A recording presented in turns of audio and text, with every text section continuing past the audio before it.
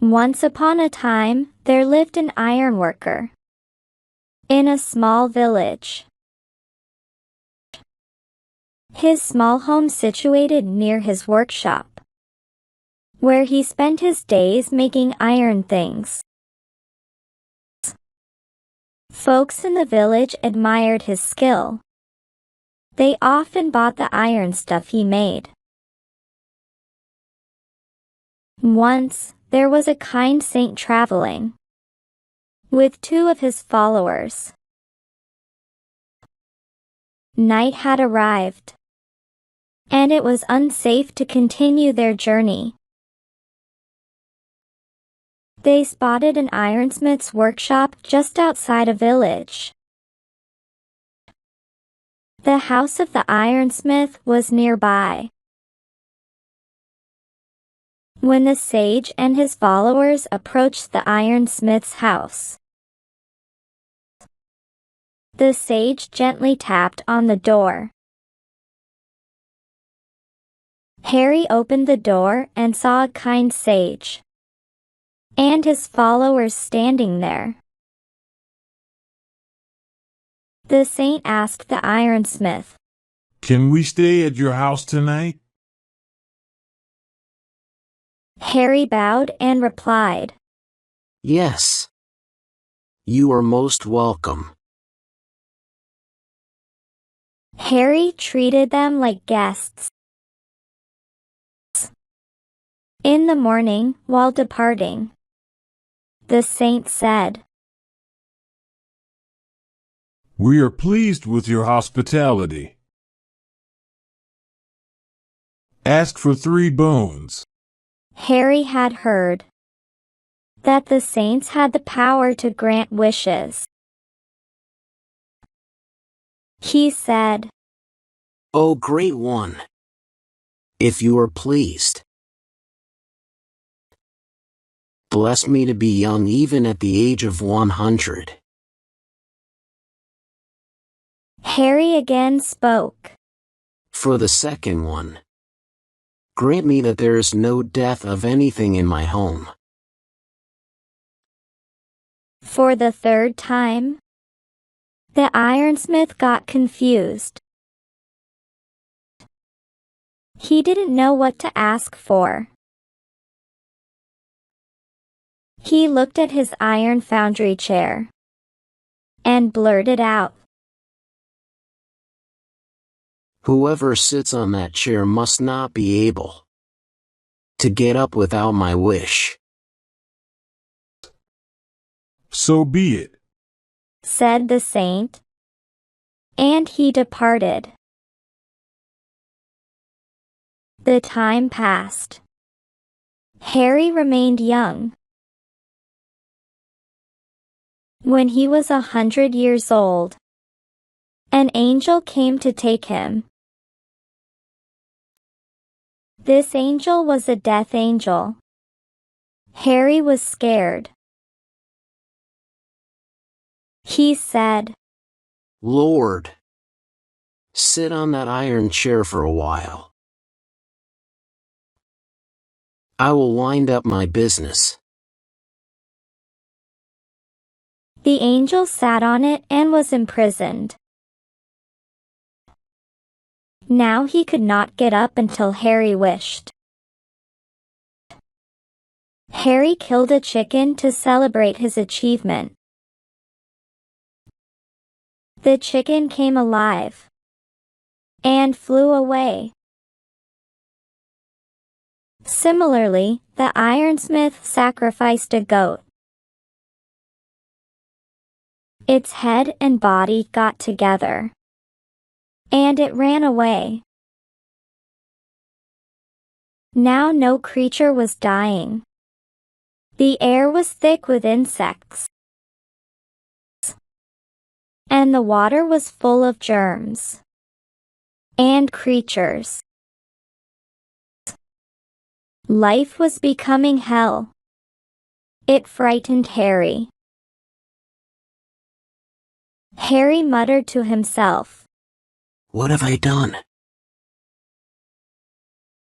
I thought I wanted eternal youth and life without death. But this is not what I imagined. Life has become unbearable. He glanced at the imprisoned angel and realized his mistake.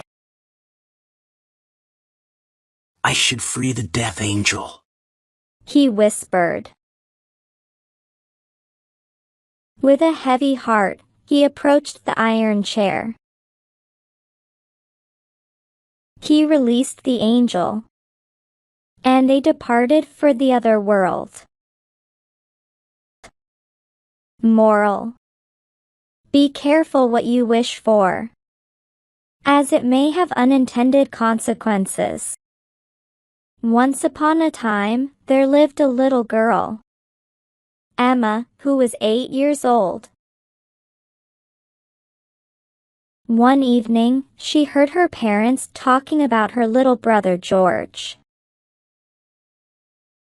She found out that George was seriously ill and that her parents didn't have enough money to help him get treatment. Emma heard her father say, "Only a miracle can save him now." After hearing that her brother George was sick, Emma began to think.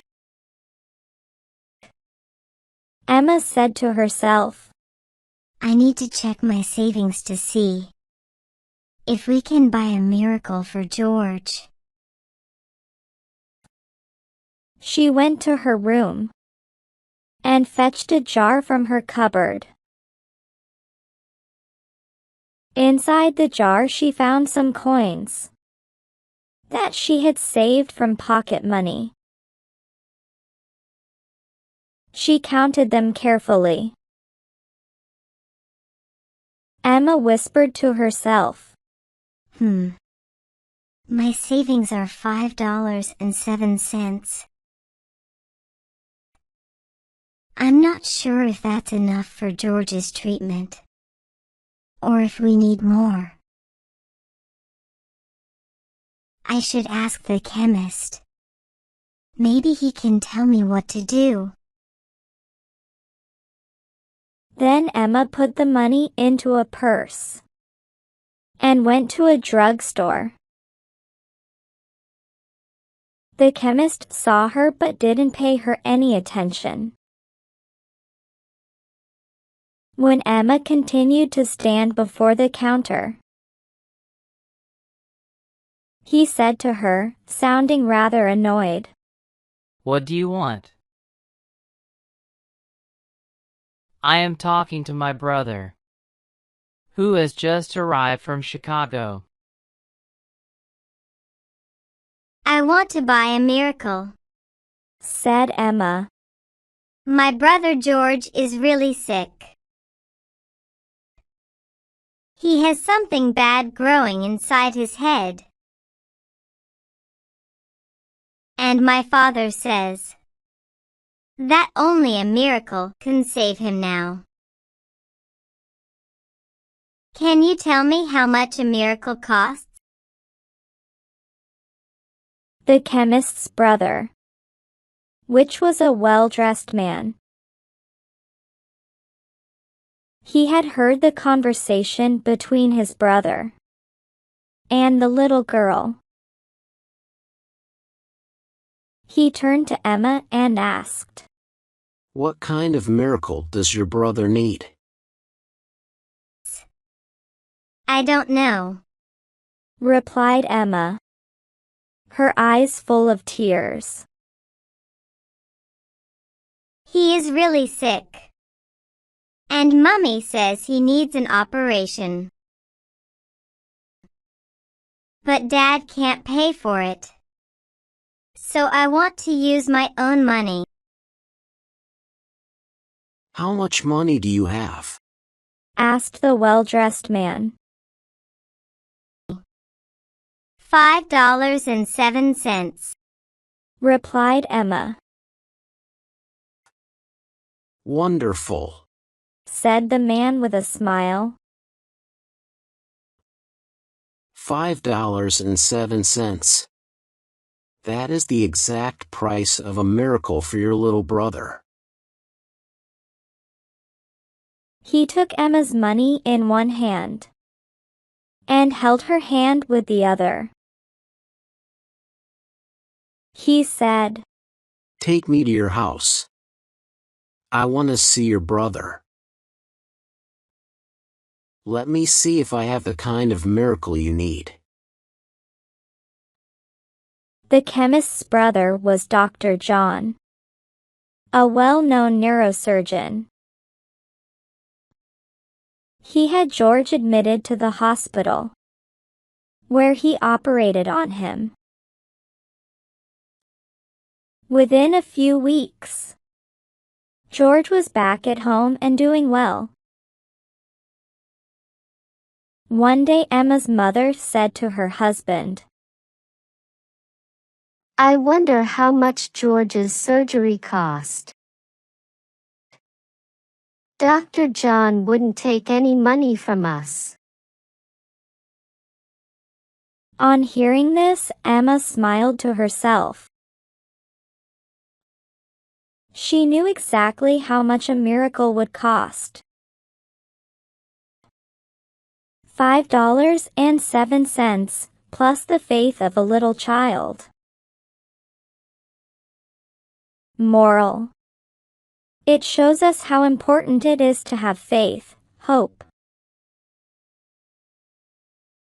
and believe in miracles, especially when things are hard.